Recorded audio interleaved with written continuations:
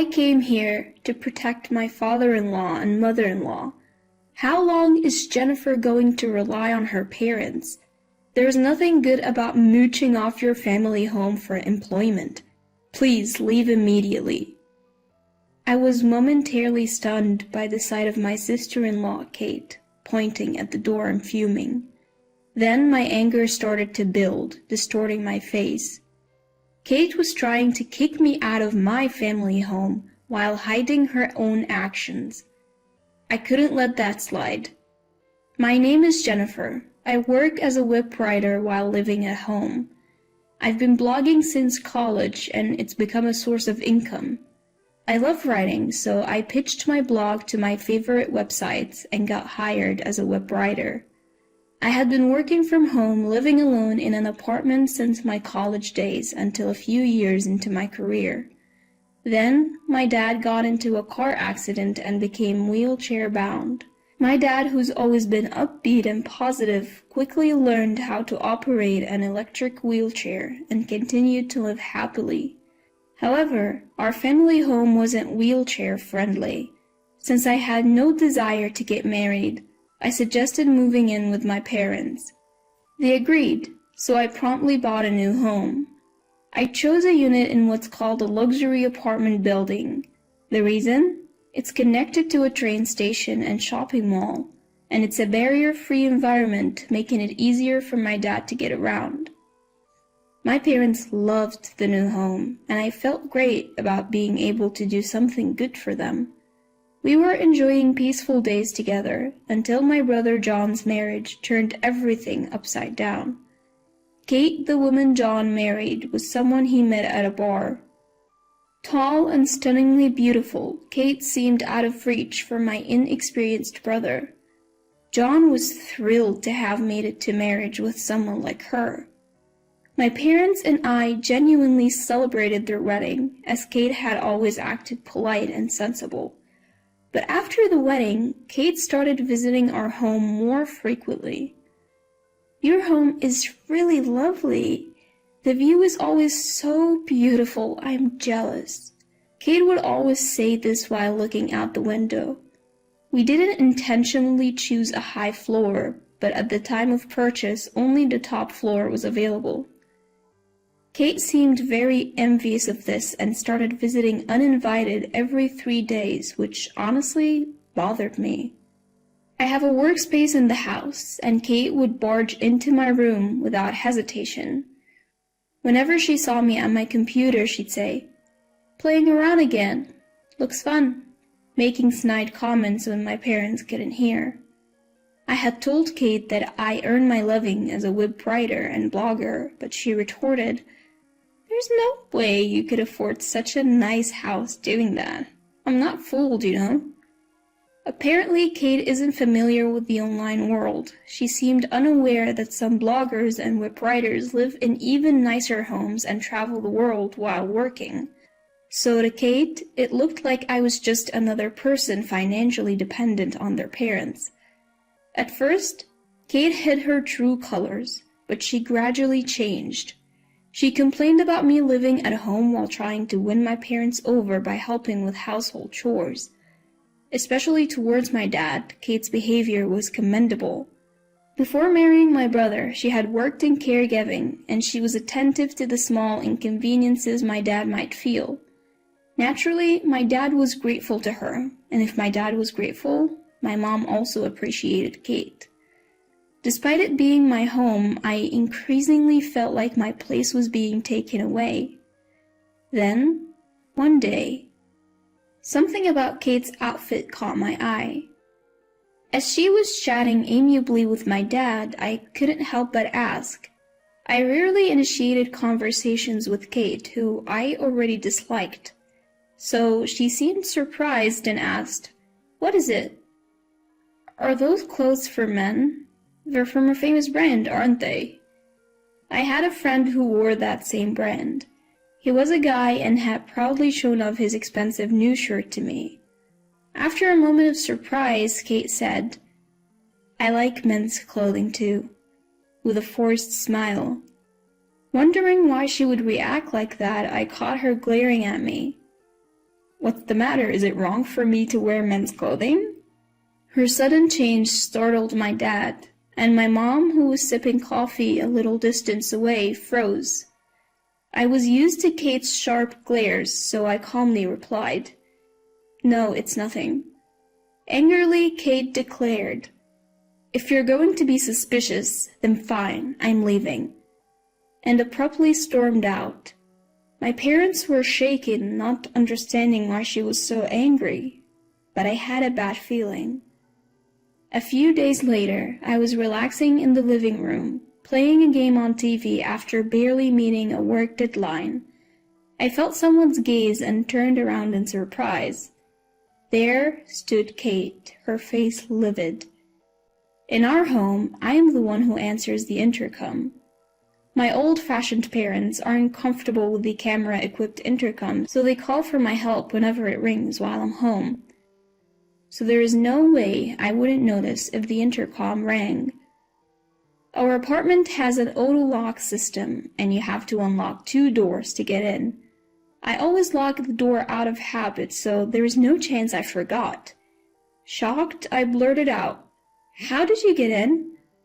Kate replied, "I made a duplicate key with John's. You never know when Jennifer might do something terrible to her parents." I've never done anything to harm my parents. While I'm not the most considerate person, I've never done anything so bad that Kate would need to make a spare key to burst in at any moment.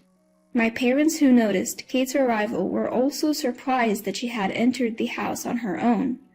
When they asked her how she got in, she gave the same answer she gave me. My parents exchanged glances, and my dad defended me, saying, "Jennifer would never do something terrible. We're only grateful to her." But Kate loudly denied it. "No! Jennifer is already doing something terrible. She's living off of her parents' money. Aren't you ashamed to be playing games in the middle of the day?" I frowned at her sudden tirade. I had been consulting with my brother about Kate, and I thought she should be the one feeling ashamed. But her rant continued. "I came here to protect my father-in-law and mother-in-law. How long is Jennifer going to rely on her parents? There's nothing good about mooching off your family home for employment. Please leave immediately." I was momentarily stunned by Kate, who was pointing at the door and fuming. Then my anger started to build, distorting my face. Kate must think I've discovered her secret. That's why she's trying to kick me out and cover it up.